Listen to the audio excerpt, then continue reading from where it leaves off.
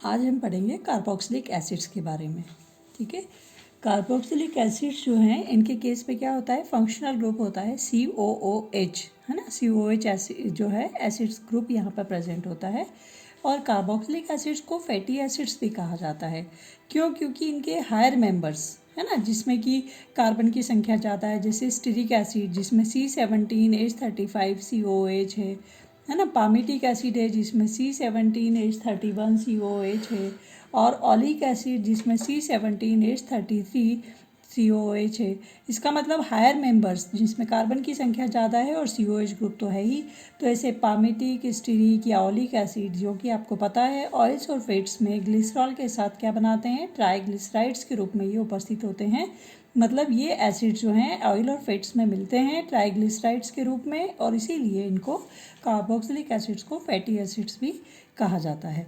ठीक है, अब अगर सैचुरेटेड हाइड्रोकार्बन से, जो कि आपका संतृप्त हाइड्रोकार्बन है, अगर उसमें COH ग्रुप लगा हुआ है तो फिर इनको बोला जाता है अल्केन का ई हटा के ओइक एसिड, अल्केनोइक एसिड्स भी इनको कहा जाता है।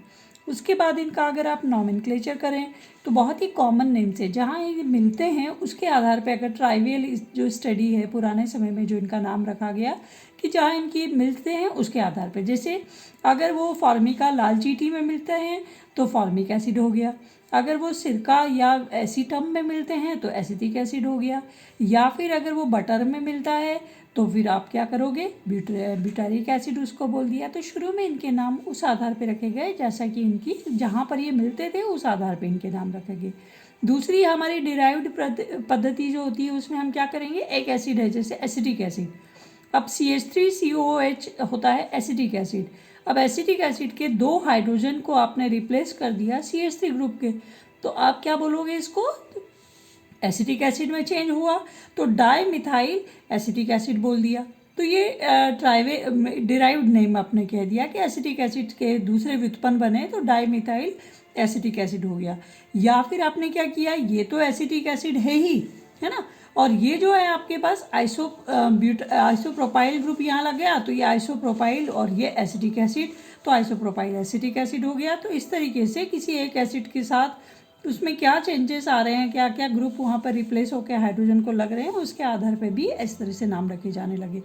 पर UPSC सिस्टम जो है वो ये कहता है कि हमको यहाँ पे क्या करना है, इनको बोलना है अल्केनोइक एसिड। अल्केनोइक एसिड का मतलब क्या है, अल्केन जो भी सैचुरेटेड हाइड्रोकार्बन से उनका ई हटा दीजिए, लास्ट का अल्केन का ई हटा के OIC अगर आपने लगा दिया तो अल्केनोइक एसिड हम इनको बोलेंगे। जैसे ये आपका फॉर्मिक एसिड, ये इसका कॉमन नेम है ना।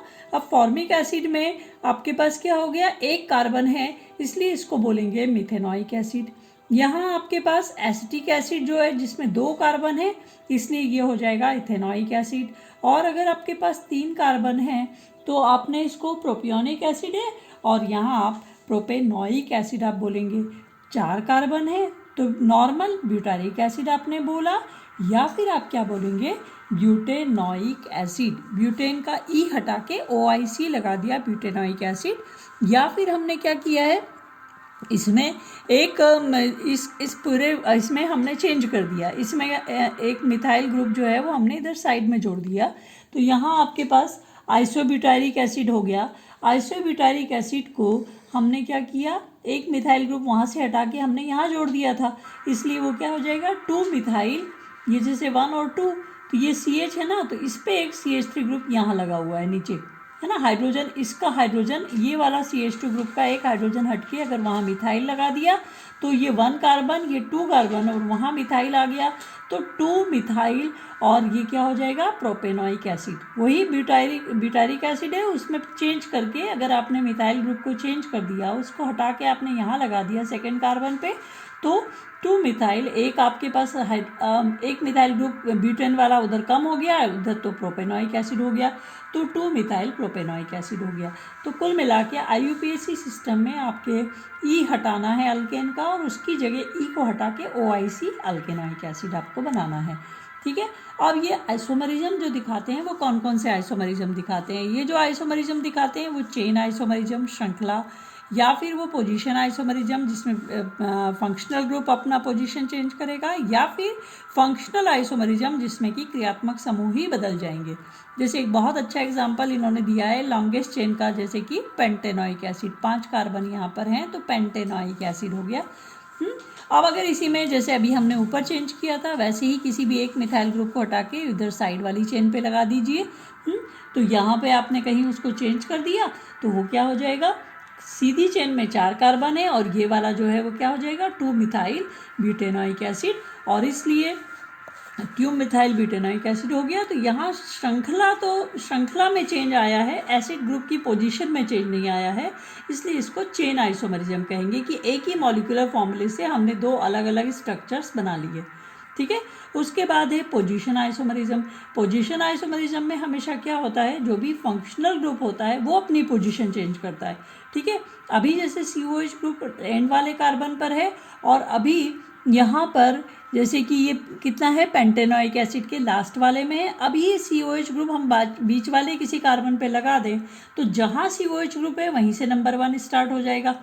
ठीक है ना, तो ये नंबर 1, ये नंबर 2, ये नंबर 3, ये नंबर 4, तो वो पेंटेनोइक बदल के ब्यूटेनोइक में हो गया और ये मिथाइल ग्रुप आपके सेकंड कार्बन पे आ गया, इसलिए 2 मिथाइल ब्यूटेनोइक एसिड आपके पास हो गया। इसलिए यहाँ फंक्शनल ग्रुप जो है आपका COH ग्रुप, उसने अपनी पोजीशन चेंज की है और इसलिए इसको बोलेंगे पोजीशन आइसोमरिज्म, उसने अपनी जगह बदली है फंक्शनल ग्रुप ने, इसलिए ये पोजीशन आइसोमरिज्म। उसके बाद आता है आपके पास क्रियात्मक समूह आइसोमरिज्म।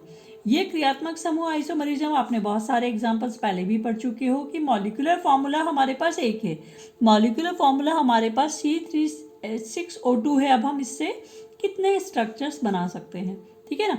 अब C3 है तो आपको समझ में आ रहा है कि प्रोपेनोइक एसिड होना चाहिए, ठीक है ना।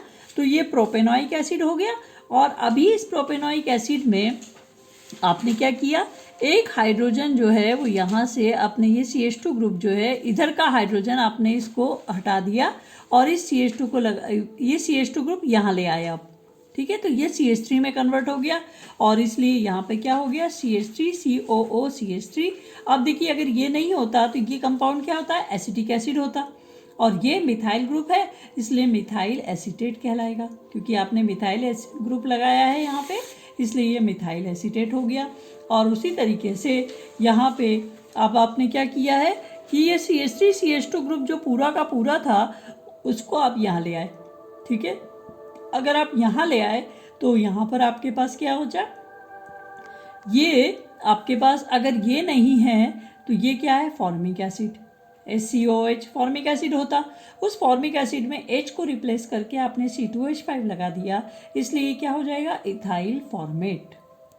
Thank you.